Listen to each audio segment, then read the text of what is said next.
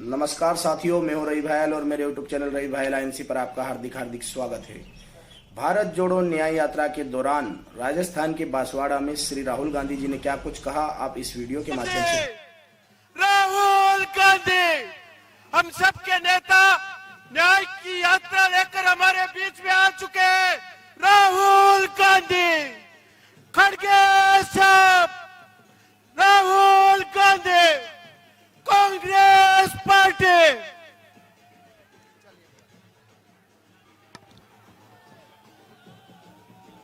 हमारे अखिल भारतीय कांग्रेस कमेटी के राष्ट्रीय अध्यक्ष सम्माननीय मल्लिकार्जुन खड़गे साहब और हमारे नेता राहुल गांधी जी मंच पर पधार चुके हैं। मैं उनका वागड़ की धरती पर स्वागत अभिनंदन करता हूं। मैं राजस्थान प्रदेश कांग्रेस कमेटी के अध्यक्ष डोटासरा साहब और हमारे प्रतिपक्ष के नेता सम्माननीय टीकाराम जूली साहब से निवेदन करूंगा कि वो खड़गे साहब का और राहुल जी का स्वागत अभिनंदन करें। मैं सम्माननीय सचिन पायलट साहब से, सम्माननीय सीपी जोशी साहब से आग्रह करूंगा कि वे भी खड़गे साहब का और राहुल जी का स्वागत अभिनंदन करें। हमारे अर्जुन बामनिया जी, नानालाल नीनामा जी, रमीला खड़िया जी, सबसे निवेदन है रमेश पंड्या जी से कि वो हमारे अतिथियों का माल्यार्पण एवं पगड़ी के द्वारा स्वागत अभिनंदन करें। मैं इस अवसर पर सम्माननीय सभी अतिथियों का स्वागत किया जा रहा है।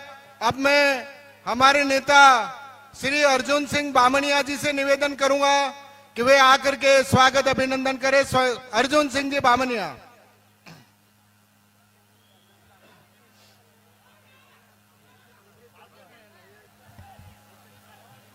अखिल कांग्रेस कमेटी के अध्यक्ष, हमारे सबके गार्जियन और अब आज के मेहमान सम्मानीय खड़गे साहब, मैं आपका वागड़ की धरती पर स्वागत और अभिनंदन करता हूं।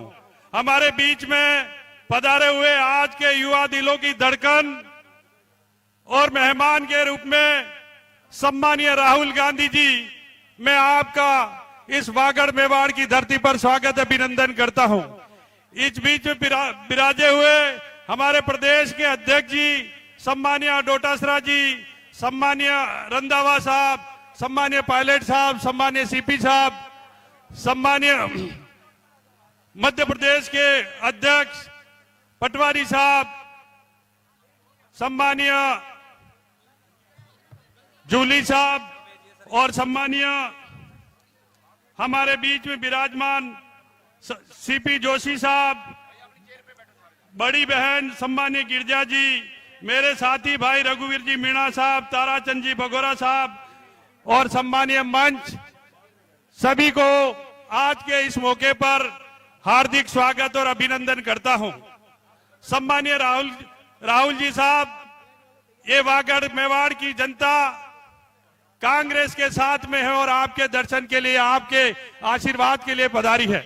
मैं आपसे निवेदन करना चाहता हूं कि आप सभी सम्मानीय राहुल जी की संबोधन तक विराजे और राहुल जी का अभिवादन करके फिर यहां से प्रस्थान करें। मैं लंबा समय नहीं लेते हुए सभी मंचासीन अतिथियों का स्वागत अभिनंदन करता हूं और निवेदन करना चाहता हूं कि आज के इस कार्यक्रम में ये जगह जगह से सभी कार्यकर्ता साथी और किसान साथी आप सभी के दर्शन के लिए आए हैं। कांग्रेस पार्टी के साथ में है, कांग्रेस पार्टी हमारी मां है। कांग्रेस पार्टी इस वागड़ मेवाड़ में इंदिरा गांधी जी से लगा करके सभी हमारे कांग्रेस के नेताओं के साथ में रही है। मैं राहुल जी और खड़गे साहब से निवेदन करना चाहता हूं कि इमरजेंसी के टाइम पे सम्मानीय इंदिरा गांधी जी यहां पधारने के लिए कार्यक्रम बनाया था। उस कार्यक्रम में हेलीकॉप्टर नहीं मिला,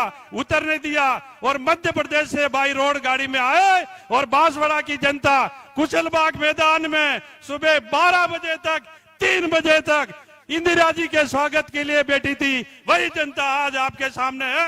बहुत बहुत धन्यवाद। जय हिंद। धन्यवाद अर्जुन जी। अब मैं राष्ट्र ध्वज का हस्तांतरण के समारोह के लिए मैं मध्य प्रदेश के प्रदेश कांग्रेस कमेटी के अध्यक्ष सम्माननीय जीतू जी पटवारी साहब और राजस्थान के प्रदेश कांग्रेस कमेटी के अध्यक्ष गोविंद सिंह जी डोटासरा साहब को आमंत्रित करता हूं कि राष्ट्र ध्वज के हस्तांतरण का प्रक्रिया को संपन्न करवाएं।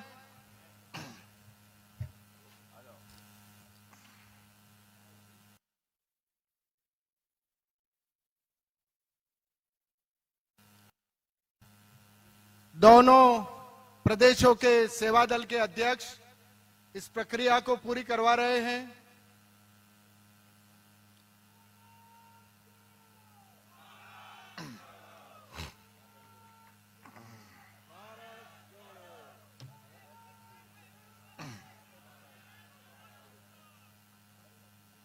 धन्यवाद। अब मैं राजस्थान विधानसभा में प्रतिपक्ष के नेता टीकाराम जी जूली साहब से निवेदन करूंगा कि वे पधारें और सभा को संबोधित करें।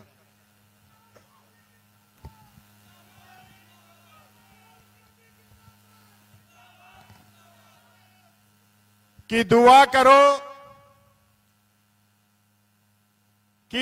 करो सलामत रहे ये रोशनी हमारी हजार आंधियों पर राहुल गांधी जैसा चिराग है भारी, राहुल गांधी जैसा चिराग है भारी। मां त्रिपुरा सुंदरी की इस भूमि पर इस आदिवासी अंचल से विशेष प्रेम रखने वाले आदरणीय राहुल गांधी जी और हमारे कांग्रेस पार्टी के राष्ट्रीय अध्यक्ष खड़गे जी, मंच पर मौजूद दिग्विजय सिंह जी, जयराम रमेश जी, सचिन पायलट जी, हमारे प्रभारी रंधावा जी, सीपी जोशी जी, हमारे प्रदेश अध्यक्ष डोटासरा जी, प्रदेश अध्यक्ष मध्य प्रदेश भाई जीतू पटवारी जी, नेता प्रतिपक्ष मध्य प्रदेश भाई उमंग जी, हमारे यहां के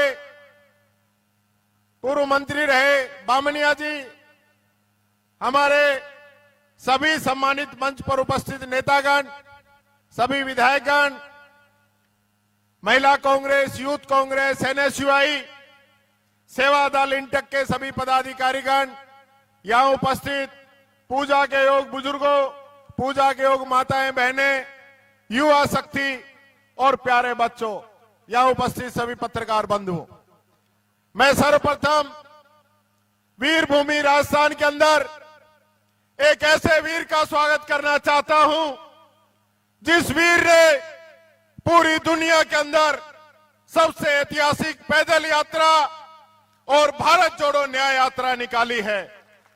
एक ऐसा वीर जो निकल पड़ा है सड़कों पर एक टी शर्ट के अंदर, जिसने ना बारिश देखी, ना सर्दी देखी, ना गर्मी देखी, जज्बा इस देश के आम आवाम के लिए, इस देश के गरीब के लिए, मजदूर के लिए, किसान के लिए, युवा के लिए, महिला के लिए, कि देश के अंदर जो संपदा है उसके अंदर उस गरीब की भागीदारी होनी चाहिए। इस लक्ष्य को लेकर चलने वाले हमारे राहुल गांधी जी आज हमारे बीच में आए हैं।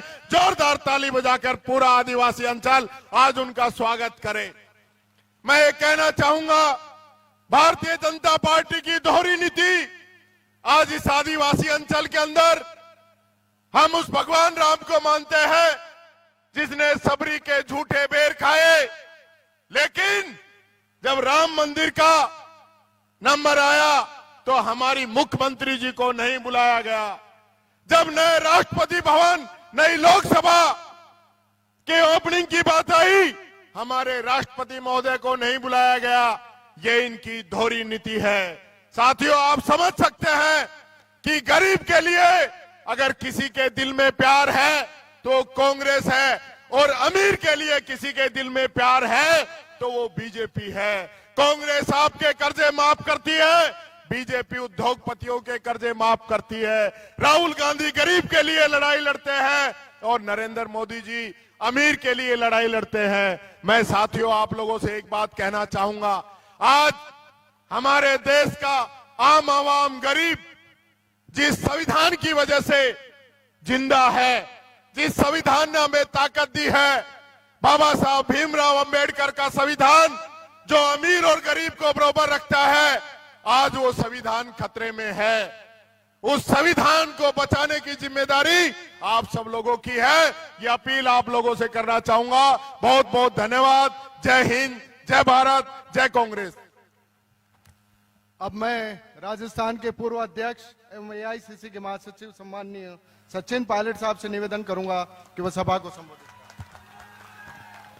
करें। एआईसीसी के हमारे अध्यक्ष आदरणीय खड़गे साहब, हम सबके नेता पूर्व अध्यक्ष आदरणीय राहुल गांधी जी, मंच पर उपस्थित तमाम नेतागण, साथियों, आप बहुत देर से बैठे हो, समय ज्यादा हो गया। मैं आप सबकी तरफ से, अपनी तरफ से आज राहुल गांधी जी की भारत जोड़ो न्याय यात्रा का इस बागड़ की धरती में, बांसवाड़ा में बहुत बहुत स्वागत करता हूं। कृपया जोरदार तालियों से राहुल जी का स्वागत करें। और दोस्तों, जिस मुद्दे को लेकर राहुल जी ने यात्रा निकाली है, उसको पूरा करने में हम सबको मिलकर राहुल जी का साथ देना है। आने वाले समय में सब चुनौतियों का हम मिलकर सामना करेंगे। और अभी आपको खड़गे साहब और राहुल जी बहुत महत्वपूर्ण बातें बोलेंगे, समाज के बारे में, देश प्रदेश के बारे में, चुनाव के बारे में। मैं आप सबसे आग्रह करना चाहता हूं, हमारे आदिवासी भाई बहन, बुजुर्ग, नौजवान, किसान भाई, सब मिलकर आने वाले समय में कांग्रेस का हाथ मजबूत करें। इस देश में 10 साल से जो सरकार बनी है, उसने लोगों का शोषण किया है, झूठा प्रचार किया है, जुमले दिए हैं। हम लोग जो कहते हैं वो कर कर दिखाएंगे। अभी राहुल गांधी जी और खड़गे साहब आपके बीच बोलेंगे। मेरा आपसे हाथ जोड़ के निवेदन है, जिस एकजुटता का परिचय आप सब लोगों ने पहले दिया है, उसी ताकत के साथ हमें आगे बढ़ना है, चुनौती देनी है। और आने वाले लोकसभा चुनाव में कांग्रेस और सहयोगी दलों को भारी बहुमत के साथ हाथ के निशान पर वोट डालकर हमें जिताना है। मैं एक बार पुनः राहुल गांधी जी का, खड़गे साहब का यहाँ बहुत बहुत स्वागत करता हूँ। बहुत बहुत शुक्रिया। राम राम साहब। धन्यवाद। अब मैं राजस्थान प्रदेश कांग्रेस कमेटी के अध्यक्ष सम्माननीय गोविंद सिंह जी डोटासरा साहब से निवेदन करूंगा कि वे पधारें। हमारे राष्ट्रीय अध्यक्ष आदरणीय खड़गे साहब, हमारे सबके नेता आदरणीय राहुल गांधी जी, हमारे नेता प्रतिपक्ष टीकाराम जूली जी, सचिन पायलट जी, हमारे मध्य प्रदेश के प्रदेश अध्यक्ष जीतू पटवारी जी, हमारे नेता प्रतिपक्ष मध्य प्रदेश, हमारे प्रभारी रंधावा साहब, तमाम सम्मानित नेतागण, आप सबको, सबका इस राजस्थान की बांगड़ की धरती के ऊपर बांसवाड़ा में हार्दिक स्वागत करते हैं, अभिनंदन करते हैं। और मैं आपको भी धन्यवाद देना चाहता हूं कि आप सब लोग हमारे महबूब नेताओं का स्वागत करने के लिए, अभिनंदन करने के लिए आए हैं। मैं ज्यादा लंबी चौड़ी बात नहीं करूंगा। जिस प्रकार से हमारे नेता राहुल गांधी जी पहले 4000 किलोमीटर यात्रा, हमारे देश में जो नफरत फैलाई जा रही है केंद्र की सरकार के द्वारा, उसको मोहब्बत की दुकान खोलने के लिए पूरे देश में निकले। और आज जिन 5 मुद्दों को लेकर के हमारे नेता राहुल गांधी जी भारत जोड़ो न्याय यात्रा निकाल रहे हैं। राहुल जी, ये बांसवाड़ा की वो धरती है जहां कांग्रेस के महान नेता जब आजादी की लड़ाई लड़ रहे थे, सीने पे गोलियां खा रहे थे, वहां पर ये हमारे आदिवासी भी इस स्वतंत्रता की लड़ाई लड़ करके अपने सीने पे गोलियां खा रहे थे।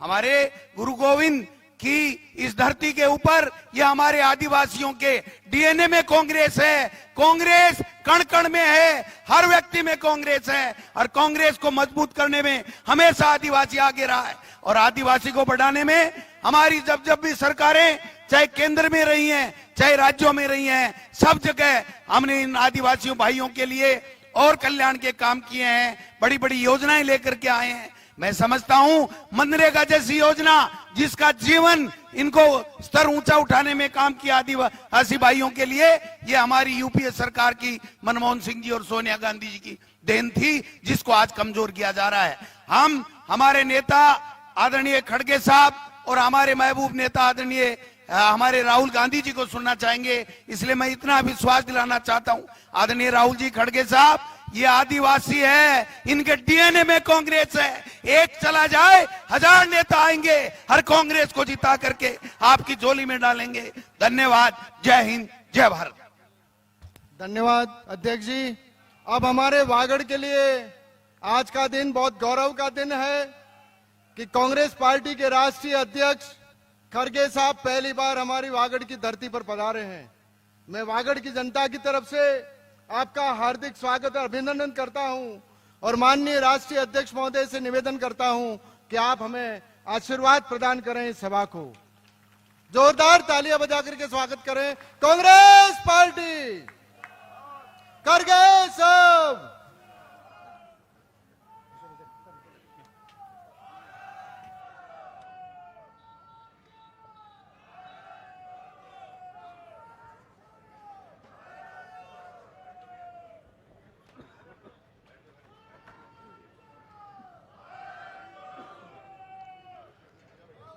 भाइयों,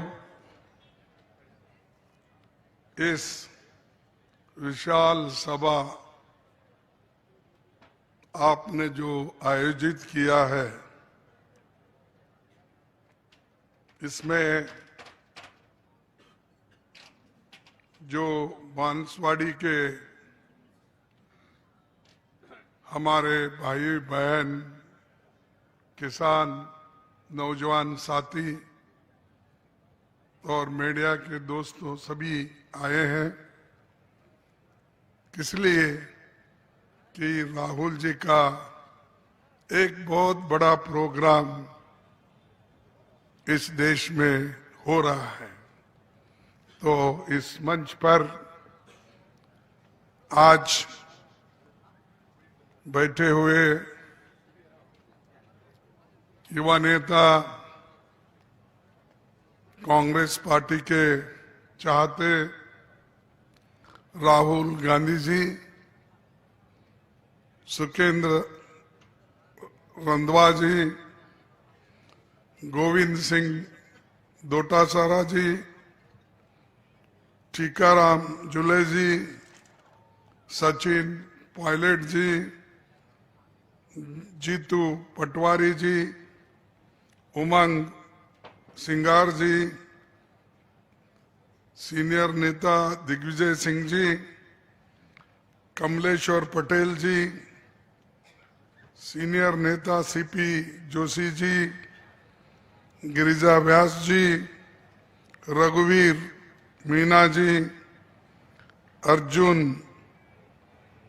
भामनिया जी, ताराचंद बागोड़ा जी, हेमंत कटेर जी, एआईसीसी के सभी जो नेतागण हैं मंच पे बैठे हैं, पीसीसी के ऑफिस बियरर्स, यहाँ के शासकगण और सारे लीडर्स जो यहाँ पर पधारे हुए हैं।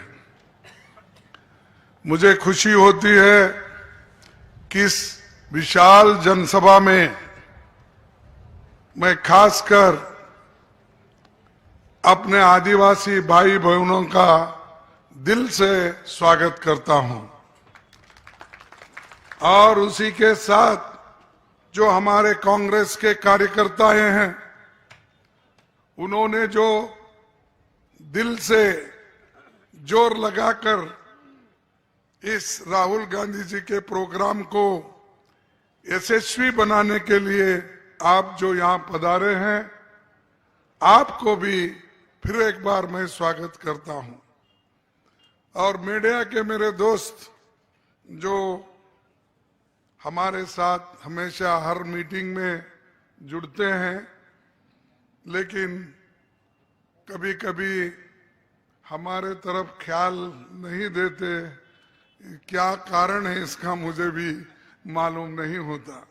तो भी मैं यही कहूंगा कि जितने भी यहाँ पर मीडिया के दोस्त लोग आए हैं वो हमारे हैं, लेकिन वो मालिक लोग इनको सुधरने नहीं देते, इसीलिए वो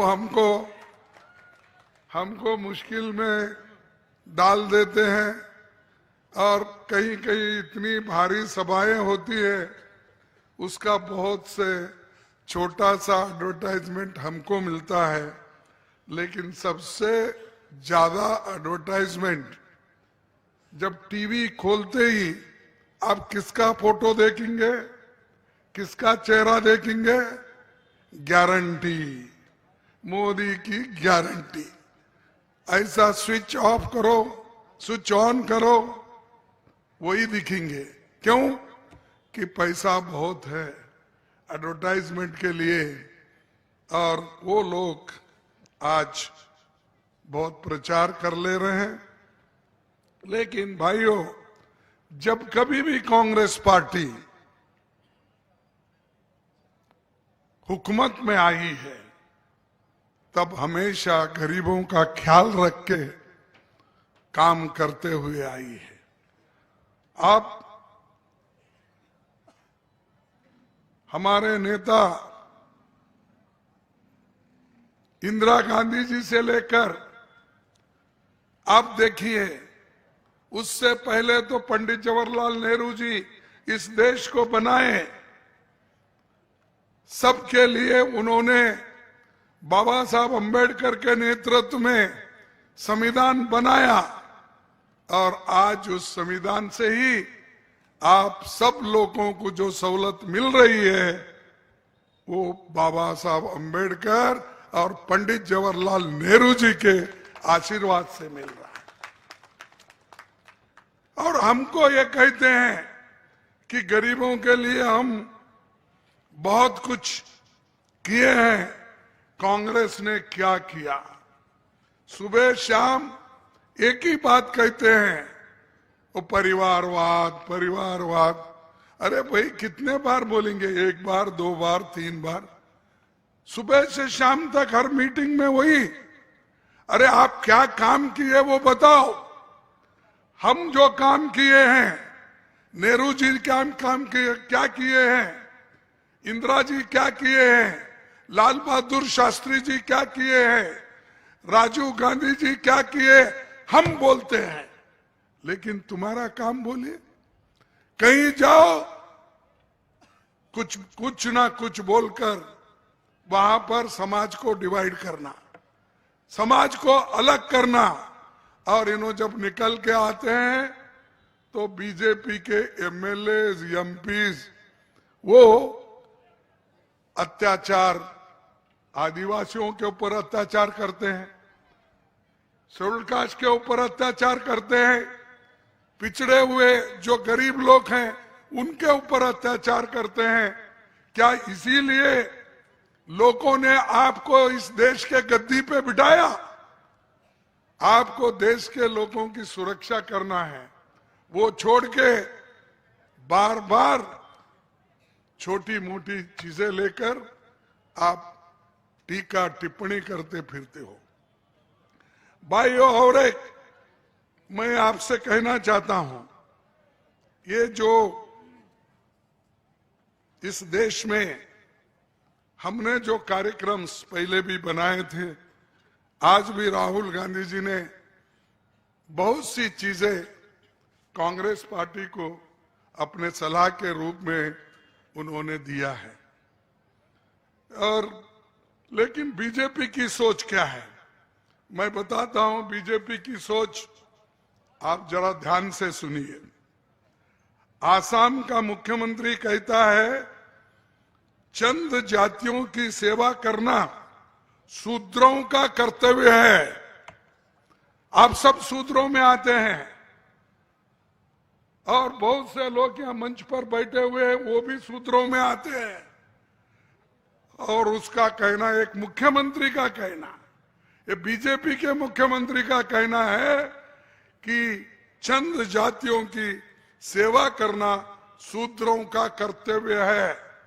अरे भाई, हम अगर सेवा करते हैं तो आप सिर्फ क्या मेवा खाने के लिए बैठे हैं?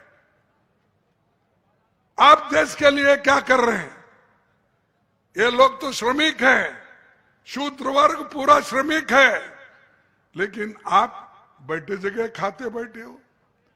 राम नाम जपना, पराया माल अपना। राम नाम जपना, पराया माल अपना। और पूरे एयरपोर्ट, पोर्ट, ये सब, ये सरकारी आपका माल है, आपका है। ये सब दूसरे अमीर लोगों को वो बेच रहे हैं।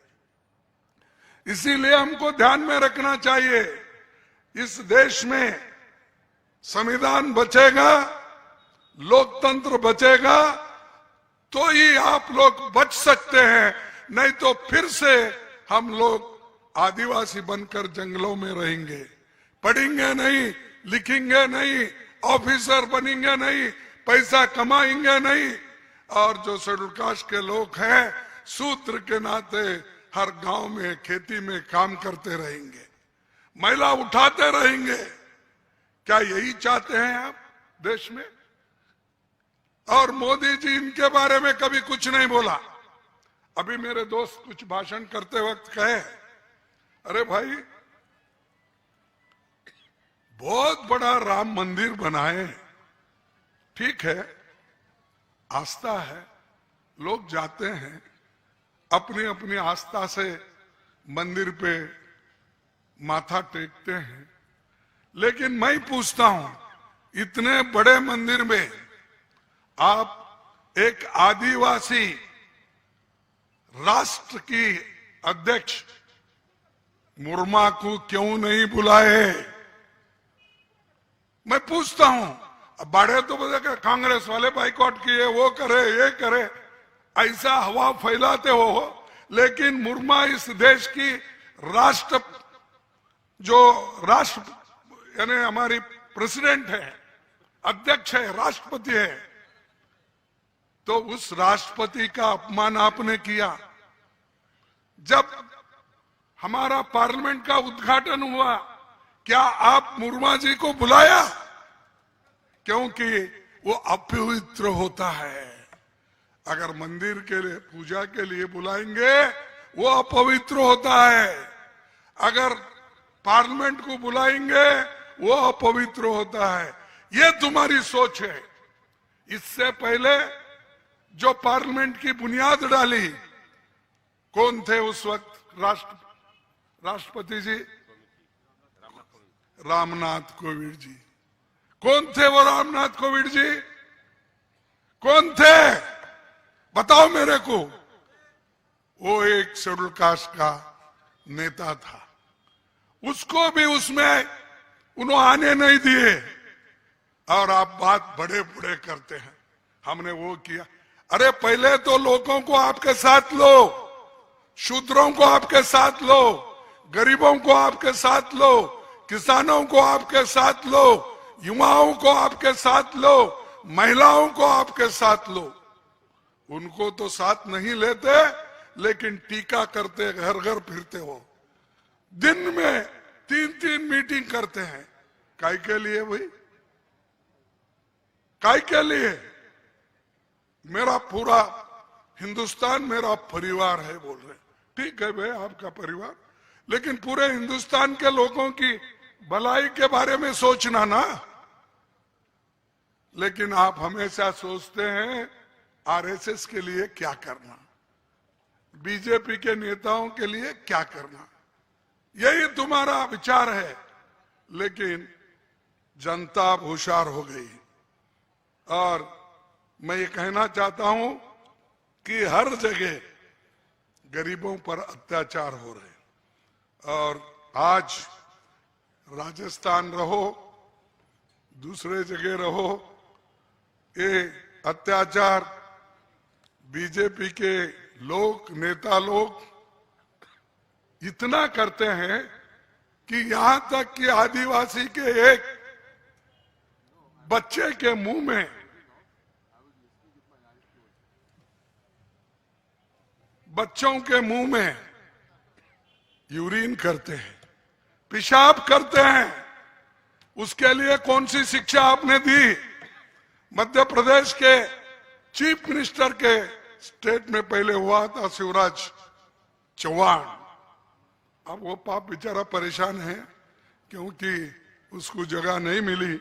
वो भटकते भटकते मेरे कान सुन से आया था गुलबर्गे में, तो वहां भी कुछ कुछ बोला, मैं वो बोलना नहीं चाहता हूं। और ये सब मैंने जो किया हूं, ऐसा जो मोदी जी बोल रहे, ये सब वोटों के लिए किया। लोगों के भलाई के लिए उन्होंने कुछ नहीं किया, करना भी नहीं चाहता। सिर्फ वो हमेशा लोगों के खिलाफ बोलते जाता, समाज में जो भागीदारी डिवीजन करने की बात करता है। तो इसीलिए हमको उससे बचना है, उससे बचना है। और आपके जो कानून है, जैसा कि कानून भूमि अधिग्रहण का कानून, वनाधिकार का कानून और पैसा का कानून, ये सब कानून को बचाना है तो कांग्रेस पार्टी को फिर से लाना है। और बीजेपी हमेशा ऐसे कानून को कमजोर करती है, चाहे SC ST का एट्रोसिटी एक्ट हो, चाहे ये कानून जो आदिवासी के लिए ये कानून हो, ये सभी को कमजोर करने वाले नेता बीजेपी के है। मोदी जी यही काम करते हुए है। जो राजस्थान में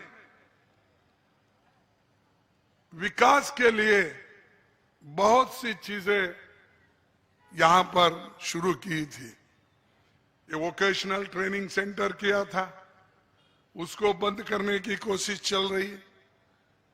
और जो यहां पर 25 लाख रुपए लोगों के औषधोपचार, बीमारी दुरुस्त करने के लिए 25 लाख रुपए कांग्रेस पार्टी देती थी, वो भी बंद किया। बंद करके अब सिर्फ 5 लाख वो भी चुने हुए लोगों को देने का उन्होंने वायदा किया है। इससे आप ही सोचिए, कांग्रेस गरीबों के बारे में सोचती है क्या बीजेपी कांग्रेस के बारे में सोचती है? ये गरीबों के बारे में सोचती है। क्योंकि बीजेपी अगर सही सोचती तो कांग्रेस ने जो किया था 25 लाख रुपए खर्च करने के लिए, बीमारी के लिए, तो वो रख देते थे। दोपहर का खाना जो देने का था वो भी बंद किया। हर चीज इनके सरकार में बंद होते जाता है, कोई नया तो देते नहीं। मनरेगा का हमने बनाया, उसको कमजोर कर रहे हैं। और फूड सिक्योरिटी एक्ट हमने बनाया, उसको कमजोर कर रहे हैं।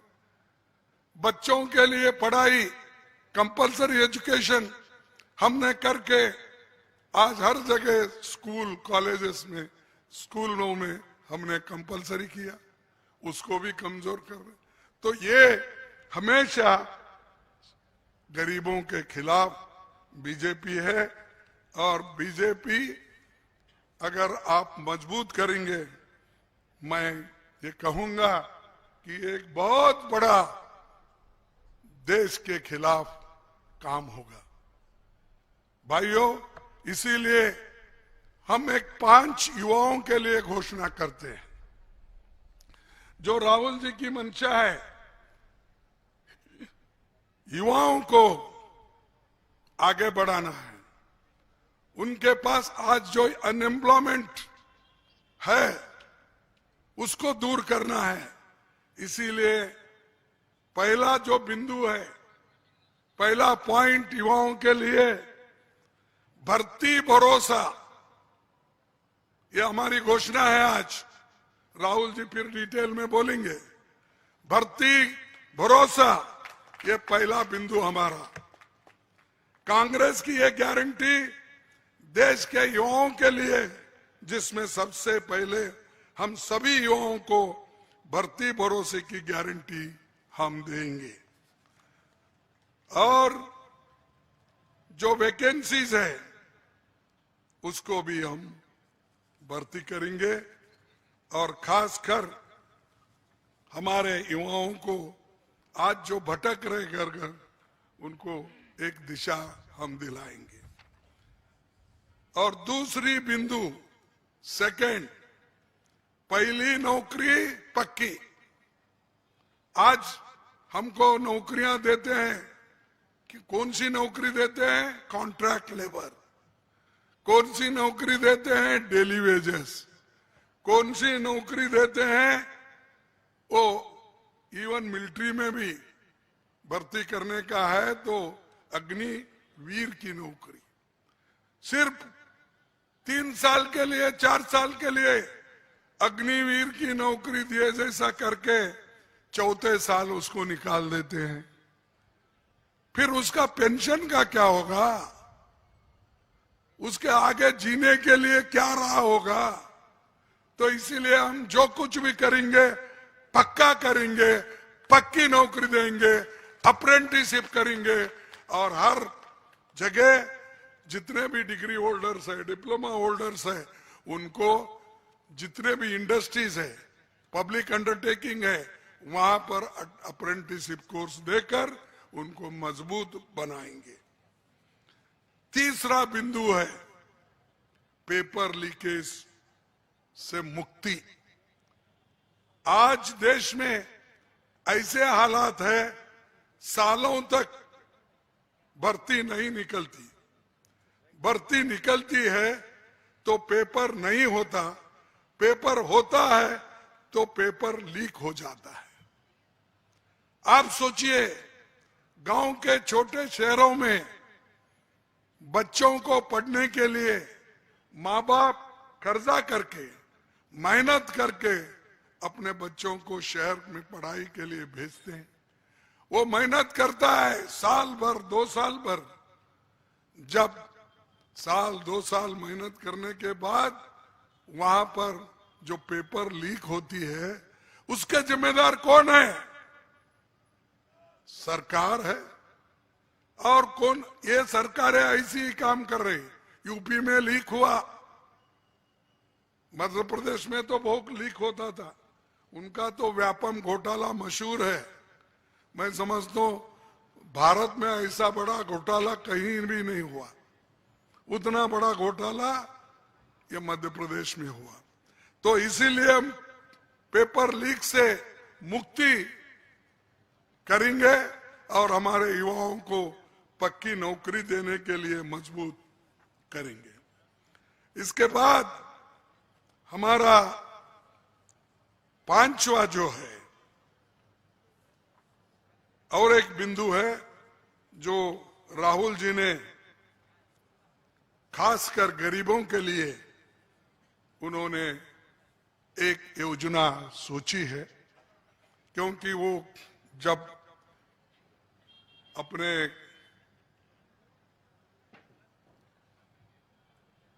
तमिलनाडु से निकलकर जो कश्मीर तक उनका दौरा था, उसमें बहुत से लोगों से उन्हें मिले, गरीबों से, मैकेनिक, ड्राइवर, ये जर्नलिस्ट, डॉक्टर्स, सबसे मिलने के बाद उन्होंने सोचा कि ये जो ट्रक ड्राइवर्स है, मैकेनिक्स है, कारपेंटर्स है, डिलीवरी बॉयज है, टैक्सी ड्राइवर्स है, इनके समेत इन लोगों को इनकी आमदनी बढ़ना, उनको आर्थिक न्याय मिलना, इसके लिए उन्होंने कोशिश करेंगे। और ये हमारा 4था बिंदु है।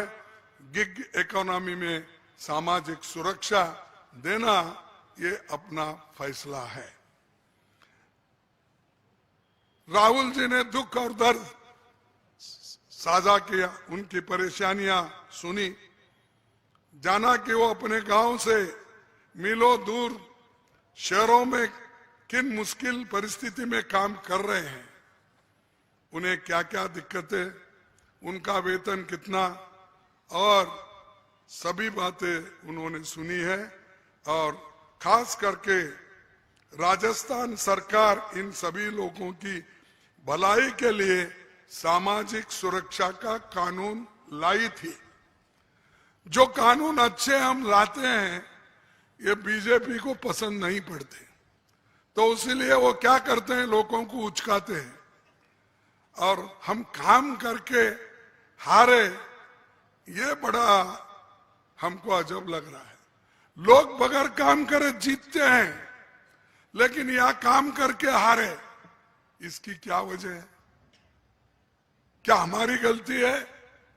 क्या को इतने काम हमने किए, इतने सहूलतें दिए, इतने हॉस्पिटल्स में लोगों को जाने के लिए मदद की, तो यहां पर भी हमको थोड़ा नुकसान हुआ, लेकिन आपको आगे बढ़ना है। और दूसरा और आखिरी, ये पांचवा बिंदु है, युवा रोशनी। तो युवा रोशनी के तहत 5,000 करोड़ की राशि के एक फंड बनाया जाएगा, और वो फंड हर डिस्ट्रिक्ट में दिया जाएगा। अगर हो सकता है तो इसको और भी बढ़ा सकते हैं हम आगे, क्योंकि युवाओं के लिए एक दिशा दिखाना है, एक रोशनी देना है, तो एक काम भी हम करने के लिए तैयार है। ये हमारी गारंटी है। हमारी गारंटी मोदी जी जैसा नहीं है। उन्होंने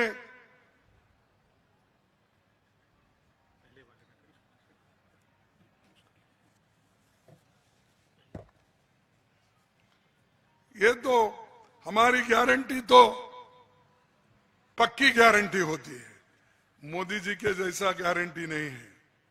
उन्होंने हमेशा यही कहते रहे कि मैं हर एक को कितने करोड़ नौकरियां, 2 करोड़ नौकरियां, 2 करोड़ नौकरियां मिले आपको। 15 लाख रुपए देने का वायदा किया था, मिला? अरे नोटबंदी, जीएसटी करके तो देश के गरीब लोगों को बर्बाद किया, फिर भी मोदी मोदी मोदी बोलते, क्या मेरे को समझ में नहीं आया। अरे जो आदमी गरीबों को परेशान करता है, बर्बाद करता है, उसके भजन करते हो। इसीलिए मैं चाहूंगा कि आप डट के रहो। अगर आप एक रहेंगे, आदिवासी, शेड्यूल कास्ट, बैकवर्ड क्लास, गरीब लोग, किसान एक रहेंगे, मोदी ऑटोमेटिकली झुकेगा और भाग जाएगा सत्ता से, सत्ता से भागेगा। तुम्हारी एकता की जरूरत है। इसीलिए मैं ये चाहता हूं कि जो काम हमको करना है आप जरूर कीजिए।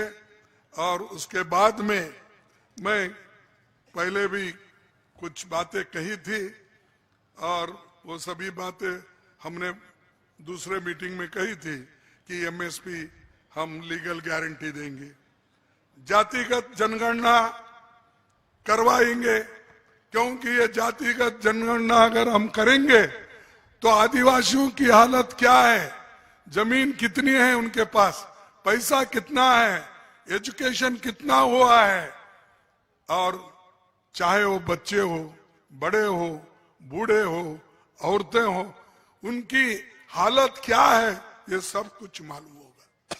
इसीलिए हम लोग वो जाति के जनगणना, ये तो 2 हमने पहले कहा, और चौथी जो युवाओं के बारे में मैंने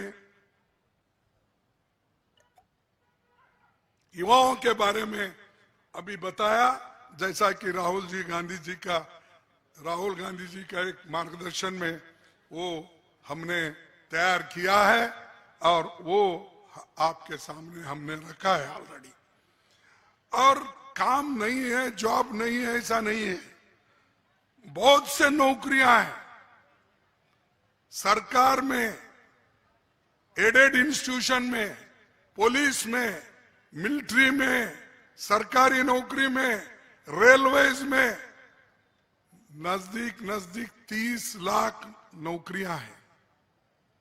10 लाख तो सरकारी अफसरों के इसके हैं, सरकार में काम करने वालों का। दूसरे जो पब्लिक सेक्टर से है, बड़े बड़े कारखाने हैं और जो सेमी गवर्नमेंट्स हैं उनमें सब मिला के 30 लाख नौकरियां हैं। मोदी जी, आपको भर्ती करने का वक्त क्यों नहीं मिल रहा है? आपको समुद्र में डूबने को वक्त मिलता है, आपको हर जगह जाके दर्शन लेने को समय मिलता है, लेकिन जो जनता जनार्दन है, जनता को हम जनार्दन कहते हैं, भगवान कहते हैं, उनके दर्शन के लिए तुम तैयार नहीं है। तो ये मोदी जी की हमेशा रवैया रही, लेकिन हमको अब होशियार बनना चाहिए और एक होकर हम इस चुनाव में अगर लड़ेंगे तो मैं कहूंगा सबसे हमको उम्मीद है इस बार हो सकता है हम असेंबली में हारे होंगे, लेकिन पार्लियामेंट में हम जरूर जीतेंगे और पूरी ताकत के साथ हम जीतेंगे। और मोदी जी को बताएंगे, अरे भाई सिर्फ कुछ बोलने से, कुछ कहने से नहीं होता, काम करने से होता, ये हम दिखाएंगे। तो आखिरी में एक ही मैं शायरी बोल के अपने बात को खत्म करता हूं।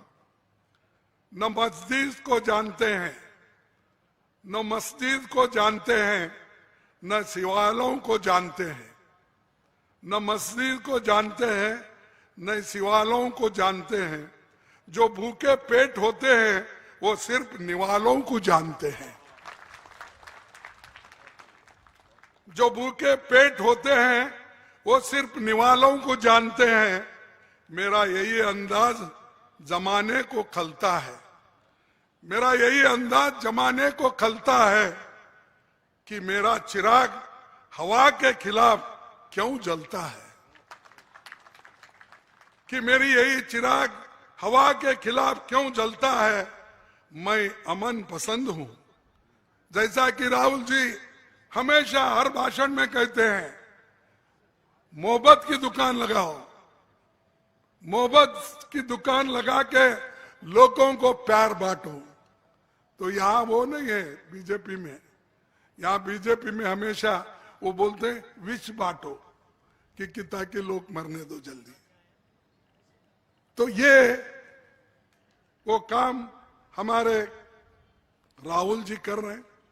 तो वो क्या है, मैं अमन पसंद हूं, मेरे शहर में दंगा रहने दे, मेरे शहर में दंगा रहने दे, लाल और हरे में मत बांटो, लाल और हरे में मत बांटो, मेरी छत पर तिरंगा रहने दो, मेरी छत पर तिरंगा रहने दो। बस इसके लिए हम काम करना है। और आप सभी लोग हमारे राहुल जी के ये जो भारत जोड़ो न्याय यात्रा को सपोर्ट कर रहे हैं, आगे भी सभी लोग कर रहे हैं, उन सबको धन्यवाद देते हुए मेरे 4 शब्द को खत्म करता हूं। जय हिंद, जय हिंद। अरे जोर से बोलो भाई, मैं इतना चिल्ला चिल्ला के भाषण किया, लेकिन आप वो बोल रहे हैं। जय हिंद, जय हिंद, जय कांग्रेस, जय कांग्रेस, जय कांग्रेस। नमस्कार सबको। अब मैं चाहूंगा हमारे महबूब नेता आदरणीय राहुल गांधी जी आए और हम तालियों के गड़गड़ाहट के साथ हमारे योद्धा आदरणीय राहुल गांधी जी का स्वागत करेंगे। आदरणीय राहुल गांधी जी।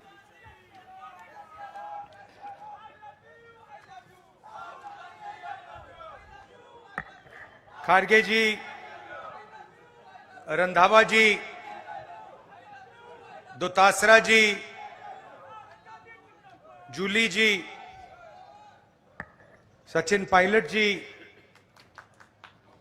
जीतू पटवारी जी, उमंग सिंघार जी, दिग्विजय सिंह जी,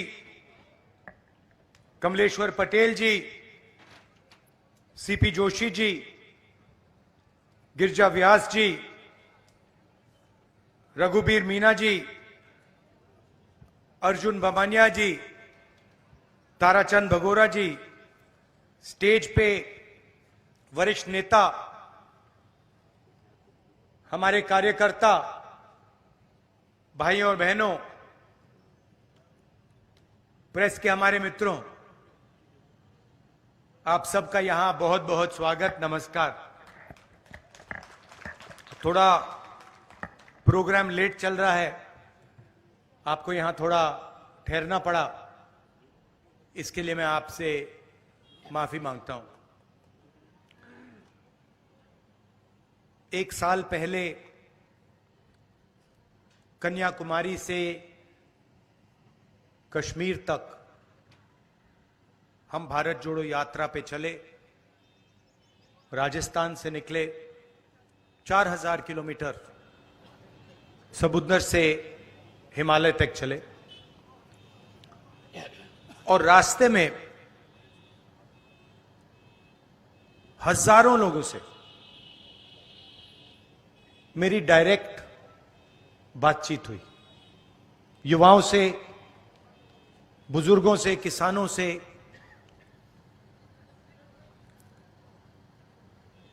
शायद उस साल मैंने हिंदुस्तान में सबसे ज्यादा लोगों से बात की। शायद मैं ही वो व्यक्ति हूं जिसने सबसे ज्यादा लोगों से बात की। 8 घंटे, मिनट के बाद मिनट के बाद मिनट के बाद मिनट, कोई नया आता था, अपनी बात रख के चला जाता था। किसानों ने अपनी बात रखी और हमने अपने मैनिफेस्टो में उनके लिए एक क्रांतिकारी काम किया है। पहली बार हिंदुस्तान में लीगल गारंटी किसानों की एमएसपी के लिए दिया है हमने। मतलब कानून बनाया है कि उनको लीगल एमएसपी मिलनी चाहिए। जो किसान दिल्ली की ओर चल रहे हैं, जिनको सड़कों पे रोका जा रहा है, उनकी मांग हमने पूरी कर दी है अपने मैनिफेस्टो में। जाति जनगणना की मैंने बहुत बात की है। थोड़ा सा आज कहना चाहता हूं। देश में 50% पिछड़े वर्ग के लोग हैं, 8% आदिवासी भाई बहन हैं, 15% दलित हैं और तकरीबन 15% माइनॉरिटीज हैं। सब मिलाकर तकरीबन 90% हिंदुस्तान की आबादी या दलित, आदिवासी, पिछड़ा, माइनॉरिटी। उसमें आप 5% और गरीब जनरल कास्ट के लोगों को मिला दीजिए। यह है हिंदुस्तान की आबादी।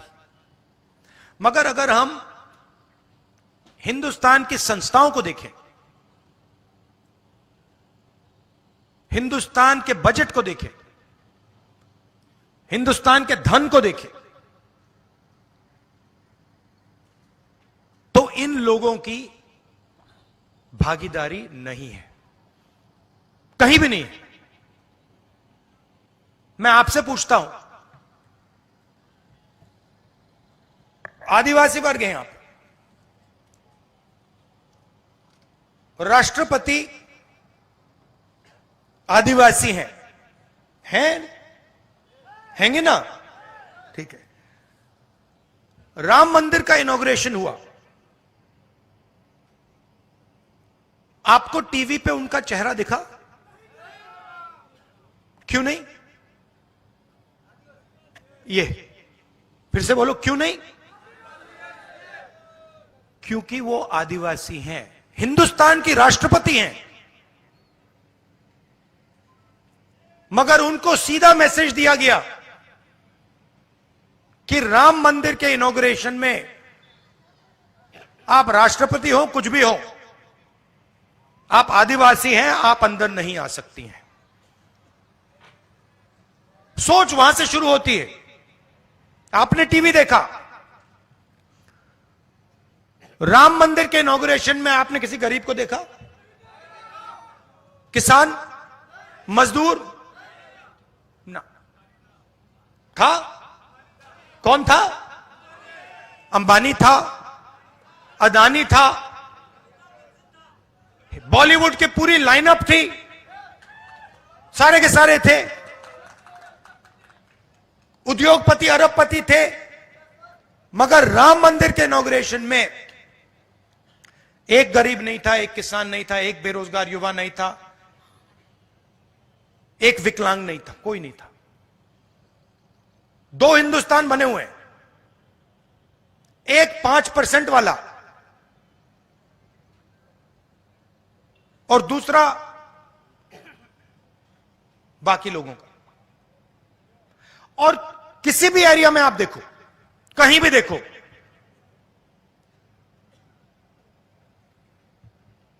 आपको पिछड़े, दलित, आदिवासी नहीं दिखने वाले। हिंदुस्तान की सबसे बड़ी 200 कंपनियों की लिस्ट निकालो, उनके मालिकों के नाम पढ़ो, एक आदिवासी नहीं मिलेगा आपको। मैंने चेक किया है, मैंने लिस्ट निकाली है सबकी, इनकी सीनियर मैनेजमेंट की लिस्ट निकाली है। अदानी जी आपकी जमीन लेते हैं,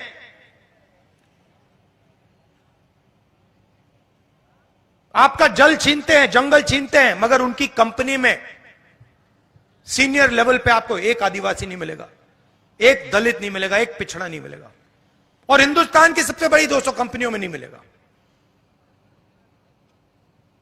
मीडिया में देखो, खारगे जी कह रहे हैं सिर्फ नरेंद्र मोदी दिखते हैं। कारण है, इनके मालिकों की लिस्ट निकालो, इनके बड़े बड़े रिपोर्टर्स की लिस्ट निकालो, एक पिछड़ा नहीं मिलेगा, एक दलित नहीं मिलेगा, एक आदिवासी नहीं मिलेगा। 90% हो आप हिंदुस्तान के, 90%, उसमें गरीब जनरल कास्ट भी जोड़ दो, 5% और ले लो और जोड़ दो। मीडिया में आपका कोई नहीं, बड़ी कंपनियों में आपका कोई नहीं। हिंदुस्तान के बजट को 90 लोग चलाते हैं, आईएएस अफसर हैं। राजस्थान में भी वही है, यहां पे राजस्थान की सरकार को 60-70 लोग चलाते हैं। उनकी लिस्ट निकालो। दिल्ली वाली मैंने निकाली है, उत्तर प्रदेश की निकाली है, राजस्थान की नहीं निकाली है, निकाल दूंगा। आपको एक आदिवासी नहीं मिलेगा। 90 में से 3 पिछड़े वर्ग के लोग हैं, 3 दलित हैं, एक आदिवासी। अगर हिंदुस्तान की सरकार 100 रुपए खर्च करती है बजट में, तो आदिवासी अफसर जिनकी आबादी 8% है, वो 100 रुपए में से 10 पैसे का निर्णय लेता है। तो आपकी भागीदारी कहीं है ही नहीं। तो फिर मैंने अपने आप से सवाल पूछा, भाई ये कंपनियों में नहीं है, ये मीडिया में नहीं है, ये प्राइवेट अस्पतालों में नहीं है, ये प्राइवेट स्कूल, यूनिवर्सिटी, कॉलेजेस में नहीं है, ये सरकार में नहीं है, तो है कहां? फिर मैंने मनरेगा की लिस्ट निकाली, उसमें आदिवासी, पिछड़े, दलित सब भरे हुए हैं। कॉन्ट्रैक्ट लेबर की लिस्ट निकाली, मजदूरों की लिस्ट निकाली, उसमें भरे हुए हैं। 90% का काम हिंदुस्तान में मजदूरी करने का है, 5% का काम देश की हर संस्था को कंट्रोल करने का है। कहीं भी देख लीजिए आप, तो ये हिंदुस्तान की प्रगति का सबसे बड़ा सवाल है। प्रगति करनी है तो एक ऐतिहासिक काम करना होगा।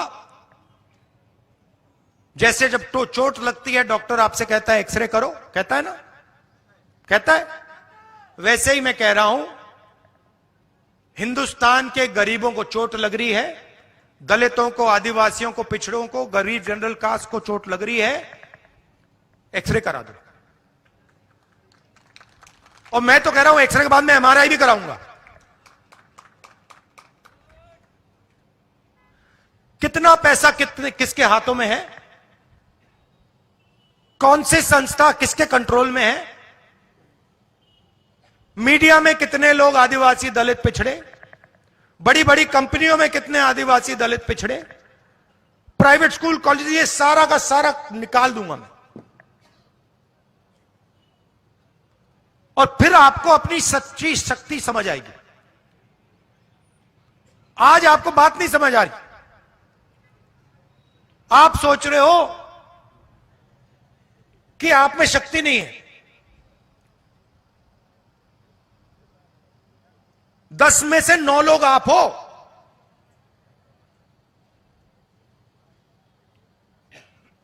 और आपके सब रास्ते बंद कर दिए। पहले आर्मी में जाते थे, अग्निवीर कर दिया। पहले पब्लिक सेक्टर हुआ करता था, पूरा का पूरा प्राइवेटाइज कर दिया। पहले पब्लिक सरकारी कॉलेजेस, सरकारी स्कूल होते थे, अच्छे चलते थे, पूरे के पूरे बंद कर दिए। पहले सरकारी अस्पताल होते थे, बंद कर दिए प्राइवेट। तो जब भी आपके जेब से पैसा निकलता है, वही 5% के जेब में जाता है। पेट्रोल का पैसा भरते हो, 5% के जेब में जाता है। सड़क पे टोल देते हो, 5% के जेब में जाता है। फल खरीदते हो, 5% के जेब में जाता है। आप जितनी जीएसटी देते हो, उतनी अदानी देता है। आप टी शर्ट खरीदो, 200 रुपए की टी शर्ट खरीदो, 300 रुपए की टी शर्ट खरीदो, वो खरीदे, जितनी आप देते हो उतनी वो देता है।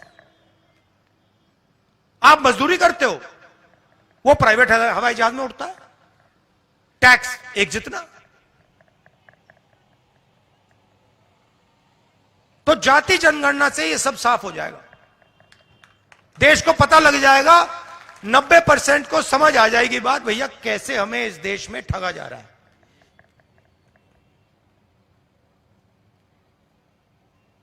भारत जोड़ो यात्रा में सबसे बड़ा मुद्दा बेरोजगारी थी। युवा आते थे, मैं पूछता था क्या करते हो, राहुल जी बीटेक हूं, एमबीए किया, मेडिसिन पढ़ी, कंप्यूटर प्रोग्रामर हूं, क्या करते हो? कुछ नहीं, रोजगार नहीं है।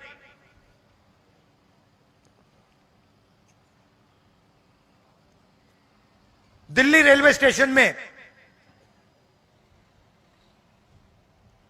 एक युवक कुली का काम कर रहा था, मेरे पास आता है, राहुल जी मैं तो इंजीनियर हूं, सिविल इंजीनियरिंग की है मैंने, 5-10 लाख रुपए मैंने प्राइवेट इंस्टीट्यूशन को दिए, अब मैं कुली का काम कर रहा हूं। नरेंद्र मोदी जी कहते हैं पकोड़े बेचो।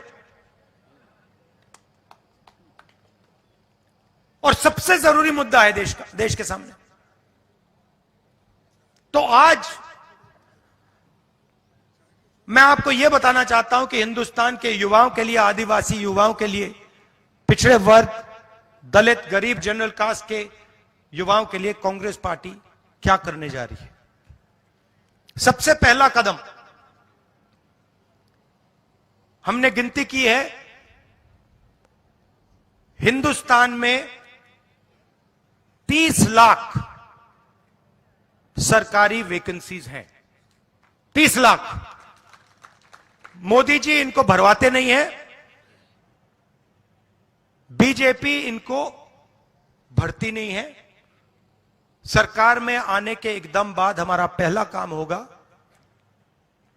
कि 90% को 30 लाख सरकारी नौकरियां हम दे देंगे।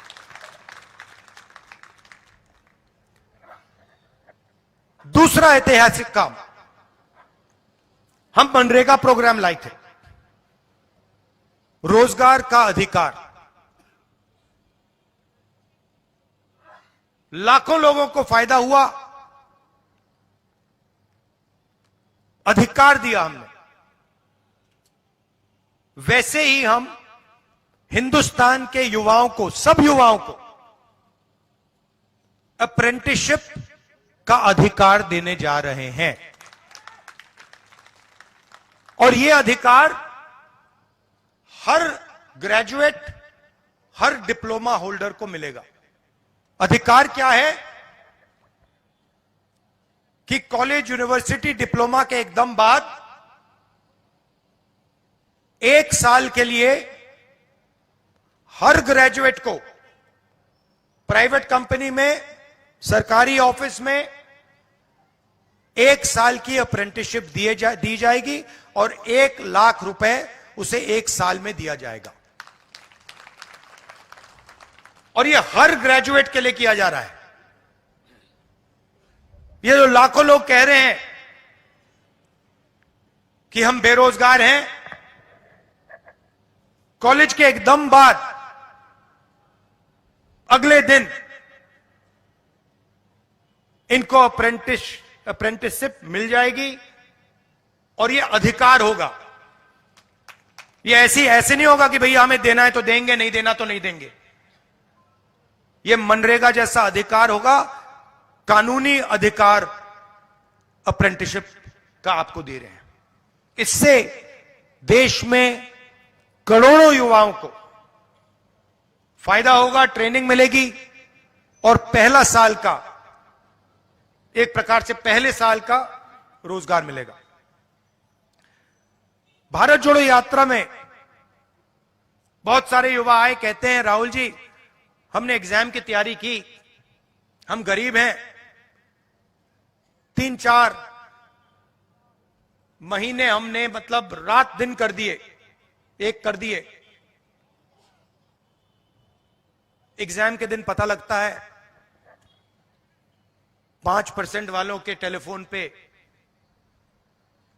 Paper leak. हम ईमानदारी से काम करते हैं और जिनके पास धन है पेपर चुरा लेते हैं और फिर उसके बाद हमें कहा जाता है कि देखिए पेपर लीक हो गया तो आपको अब नौकरी नहीं मिलेगी। पुलिस की भर्ती में होता है, पटवारी, सब भर्तियों में होता है।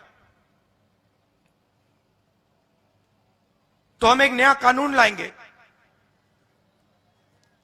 पेपर लीक के खिलाफ एक कानून, जिसमें हम एग्जाम दिलवाने का तरीका स्टैंडर्डाइज कर देंगे कि एग्जाम होगा तो ये जो आउटसोर्सिंग होती है, प्राइवेट कंपनियों को पकड़ा दिया जाता है, ये आउटसोर्सिंग नहीं होगी। एग्जाम सरकारी संस्था करेगी और इस प्रकार से करेगी। और अगर इस प्रकार से नहीं किया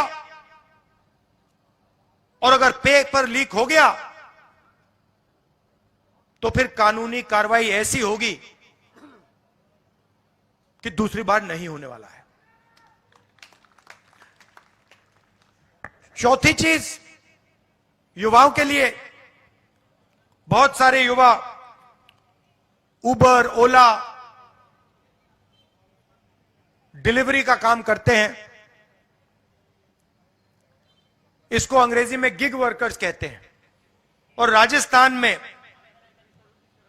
हमने इनके लिए कानून बनाया था, इनकी रक्षा के लिए, इनकी पेंशन के लिए, इनकी सोशल सिक्योरिटी के लिए।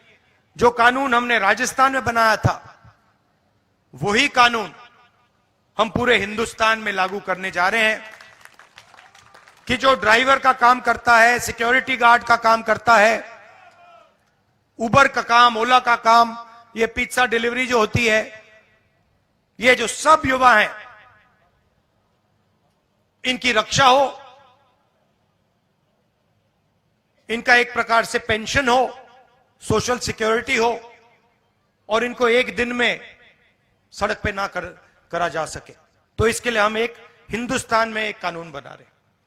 और पांचवी चीज, यह भी ऐतिहासिक चीज, नरेंद्र मोदी जी ने स्टार्टअप इंडिया किया, स्टैंड अप इंडिया किया, मेक इन इंडिया किया, कोई फर्क नहीं पड़ा। वो सारा का सारा 2-3 अरबपति उठा के ले गए। नरेंद्र मोदी जी की मार्केटिंग जरूर कर दी, टीवी पे उनका चेहरा जरूर दिखा दिया, मगर जो युवा हैं उनको ना स्टार्टअप मिला, ना मेक इन इंडिया मिला।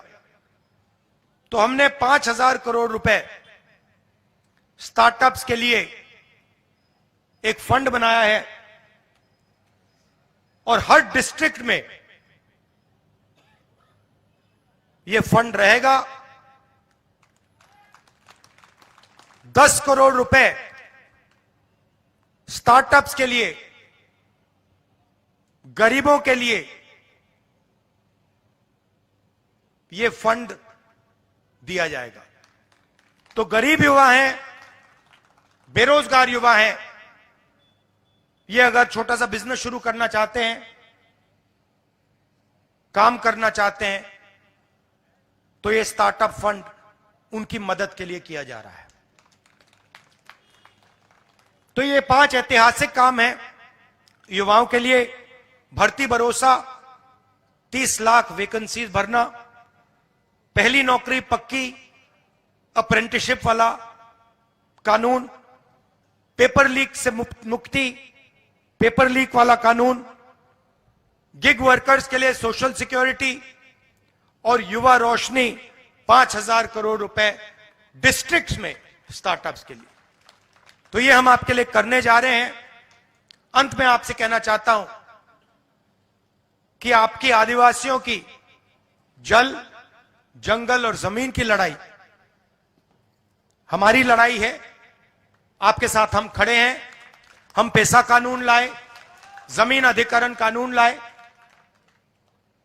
और जो भी हम आपके लिए कर सकेंगे, शिक्षा के लिए, स्वास्थ्य के लिए, जल, जमीन, जंगल के लिए, हम आपके लिए करेंगे, दिल से करेंगे।